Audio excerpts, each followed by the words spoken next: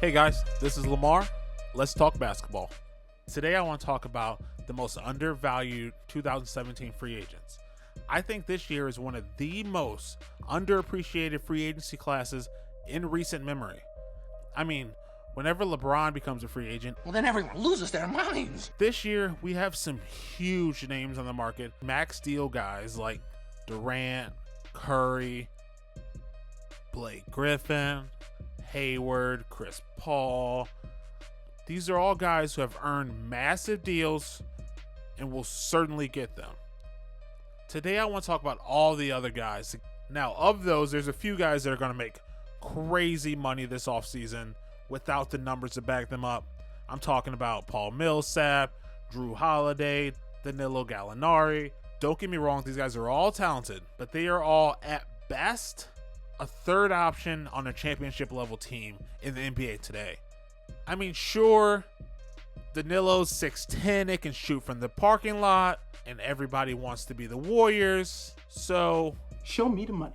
However, there are a few guys who are talented, but because they played for teams that didn't win last year or they're coming off an injury, are going to hit the market this summer extremely underpriced.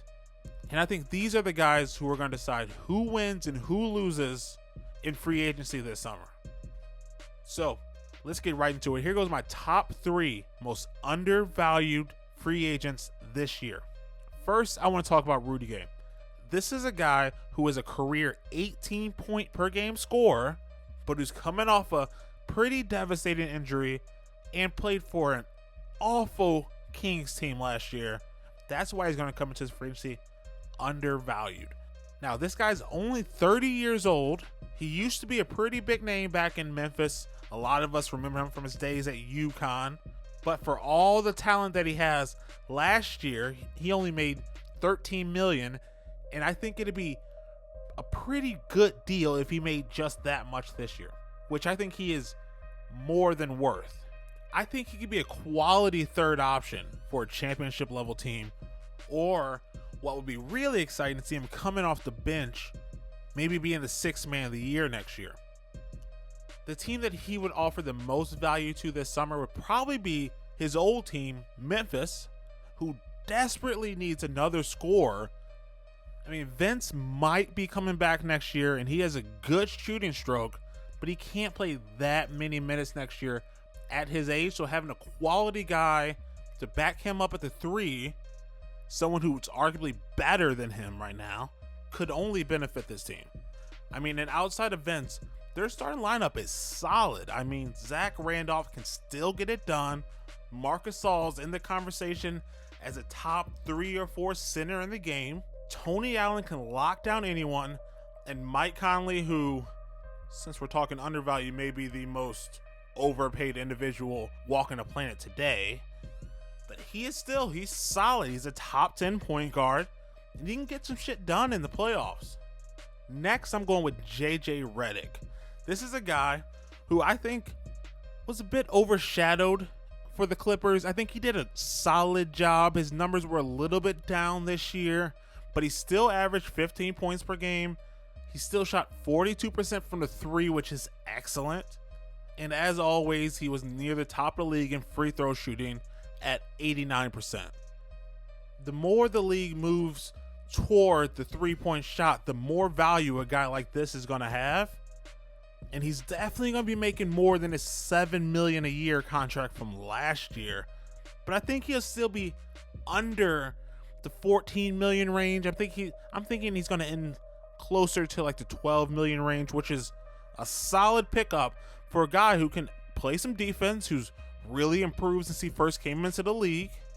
I think the team that he offers the most value to will probably be the Pelicans, a team that has by far the best front court, could really use a guy like him to spread the floor, give AD a lot of room, give DeMarcus Cousins a lot of room to work in the middle by drawing defenders out.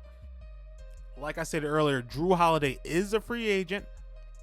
I think getting someone like JJ Redick to get the ball to when he drives, which he loves to do, is drive and kick, I think it allowed them to have a real shot of re-signing him. Now let's go in a completely different direction with this third one. I'm going to go with Jeff Teague, a guy who wildly underperformed his expectations with the Pacers last year. Since he only made $8 million with the way he performed for the Pacers, I don't see that going up too much. I mean, definitely more than someone like JJ is going to get paid.